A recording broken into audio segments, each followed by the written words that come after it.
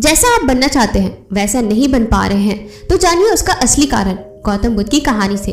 नमस्कार दोस्तों, आपका हमारे YouTube चैनल दिव्या मोटिवेशन में आप सभी का स्वागत है। दोस्तों, क्या आप जैसा बनना चाहते हैं वैसा नहीं बन पा रहे हैं या जो चाहते हैं अगर वह नहीं हो रहा है तो आज की यह कहानी आपके लिए ही है। दोस्तों, इस कहानी को ध्यान से अंत तक जरूर सुनना।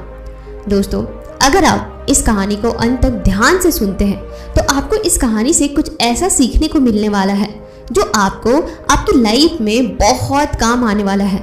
इसलिए इस कहानी को अंत तक अवश्य सुनिए। दोस्तों, आज आपके पास जो कुछ भी है वह इसीलिए नहीं है कि आपकी किस्मत में इतना ही लिखा हुआ था या फिर आपकी किस्मत ही खराब है, बल्कि वह इसलिए है क्योंकि आप इतना ही डिजर्व करते हैं। दोस्तों, यह प्रकृति बड़ी ही न्यायप्रिय है। यह उसे उतना ही देती है जितना उसे चाहिए या जितना का वो हकदार होता है, चाहे वह ज्ञान हो या धन।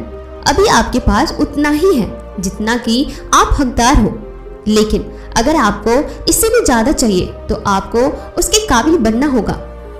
दोस्तों, ऐसा कौन सा गुण है जो आपको काबिल बनाता है? क्या आप उस गुण के बारे में जानना चाहते हैं?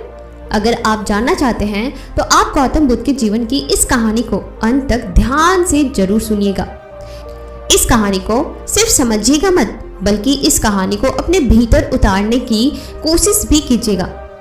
तो चलिए कहानी को शुरू करते हैं।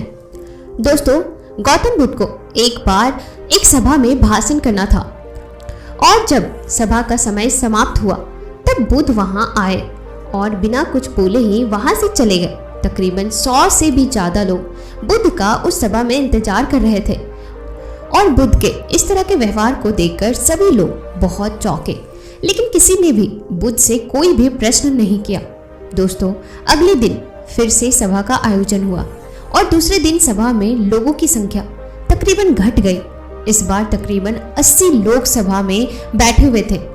बुद्ध सभा में आए, लेकिन इस बार भी बुद्ध ने वही किया, यानी कि बुद्ध इस बार भी आए और बिना कुछ बोले ही वहां से चले गए। लोग दोबारा से चौंके, लेकिन किसी ने भी बुद्ध से कोई प्रश्न नहीं किया। अगले दिन सभा का आयोजन फिर से किया गया। इस बार सभा में लोगों की संख्या और घट गई। इस बार सभा में केवल 50 लोग ही आए हुए थे। बुद्ध सभा में फिर से आए और उन्होंने इधर उधर देखा और बिना कुछ बोले ही सभा से चले गए। उसके बाद कुछ लोग क्रोधित भी हुए क्योंकि लोगों ने अपना काम छोड़ कर आए हुए थे, लेकिन किसी ने भी बुद्ध से कोई प्रश्न नहीं किया। अगले दिन फिर से सभा का आयोजन हुआ। दोस्तों, आप लोग जो इस कहानी को सुन रहे हैं, आप में से भी कुछ लोग मन ही मन यह सोच रहे होंगे और कह रहे होंगे कि यार कितनी बार सभा का आयोजन होगा, और आप लोगों को भी इस कहानी को सुनते वक्त इरिटेशन होना शुरू हुआ होगा। और जिन जिन लोगों को भी अभी इरिटेशन होनी शुरू हो गई है उन लोगों को तो यह कहानी बड़े ध्यान से पढ़कर समझना चाहिए, क्योंकि यह कहानी आपके लिए ही है। अगले दिन फिर से सभा का आयोजन हुआ, लेकिन इस बार सभा की संख्या और ज्यादा घट गई और यानी कि इस बार सभा में सिर्फ 30 लोग ही थे। फिर उसके बाद बुद्ध सभा में आए, मुस्कुराए और फिर से बुद्ध ने वही किया, यानी बिना कुछ बोले ही वहां से चले गए। इस बार भी लोग बहुत क्रोधित हुए और इस बार लोगों ने पीछे से कुछ कहा भी और बड़बड़ाए भी, लेकिन बुद्ध ने उनके किसी भी प्रश्न का उत्तर नहीं दिया। दोस्तों, अगले दिन फिर से सभा का आयोजन हुआ और इस बार लोगों की संख्या बहुत ज्यादा घट गई थी, यानी इस बार सभा में कुल मिलाकर 15 लोग ही आए हुए थे। इस बार भी बुद्ध सभा में आए, लेकिन इस बार बुद्ध अपना आसन ग्रहण कर लेते हैं और फिर बुद्ध बोले और बुद्ध ने उन 15 लोगों को उपदेश दिया और वे 15 लोग ही बुद्ध के भिक्षु बन गए। और आगे चलकर उन 15 लोगों ने ही बुद्ध के ज्ञान को अलग अलग दिशाओं में फैला दिया। और फिर एक दिन बुद्ध से किसी ने पूछा कि बुद्ध, आप कई दिनों तक बिना बोले ही सभा से क्यों चले जाते थे? फिर बुद्ध कहते हैं कि मैं उन लोगों को खोज रहा था जो लायक थे, यानी कि पहले दिन 100 से भी ज्यादा लोग आए हुए थे। उसमें से ज्यादातर लोग सिर्फ आए हुए थे, उन्हें मेरे उपदेश से कोई मतलब नहीं था, वे बस आ गए थे। और उसमें से ज्यादातर लोग सिर्फ देखने और सुनने आए हुए थे कि सभा में क्या होता है, और वे काम के लोग नहीं थे क्योंकि वे लोग मेरे ज्ञान को औरों तक पहुंचा नहीं सकते थे। मुझे तो उन लोगों की खोज थी जो मेरे ज्ञान को जन जन तक पहुंचा सके। कई दिनों तक सभा से बिना बोले ही मैं इसीलिए चला गया, क्योंकि मैं यह देखना चाहता था कि वे कौन लोग हैं जिनके भीतर वास्तव में प्यास है। जिन लोगों के भीतर में वास्तव में प्यास थी वे लोग अंत तक जरूर रुके, और जो लोग बस ऐसे ही आ गए थे वे लोग पहले या दूसरे दिन ही चले गए। जिनके भीतर धैर्य था उन्हें मुक्ति का मार्ग भी मिला, और जो लोग जल्दबाजी में थे वे लोग अब घर में बैठे हुए हैं। सवाल यह नहीं है कि मैं तुम्हें क्या दे सकता हूँ, बल्कि सवाल यह है कि तुम क्या ले सकते हो।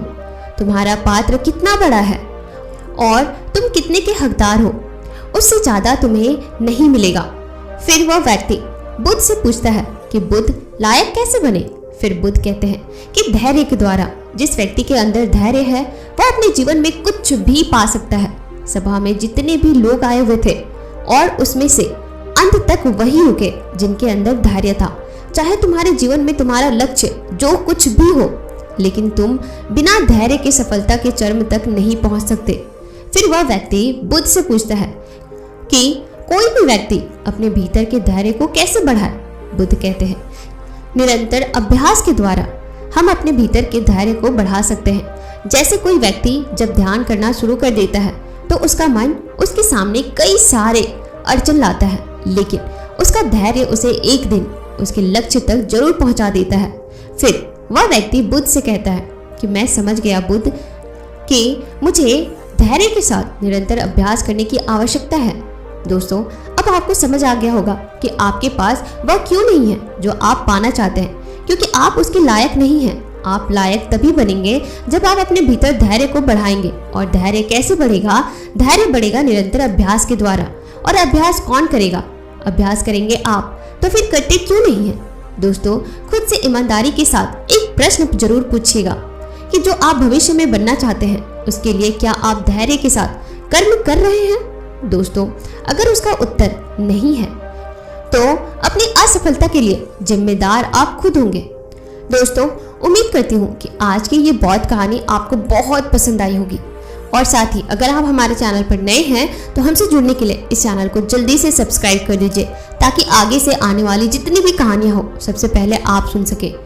और साथ ही यह वीडियो उन सभी लोगों के साथ जरूर शेयर कीजिएगा, उन सभी दोस्तों या परिवार वालों के साथ जरूर शेयर कीजिएगा जिनके अंदर धैर्य नहीं है।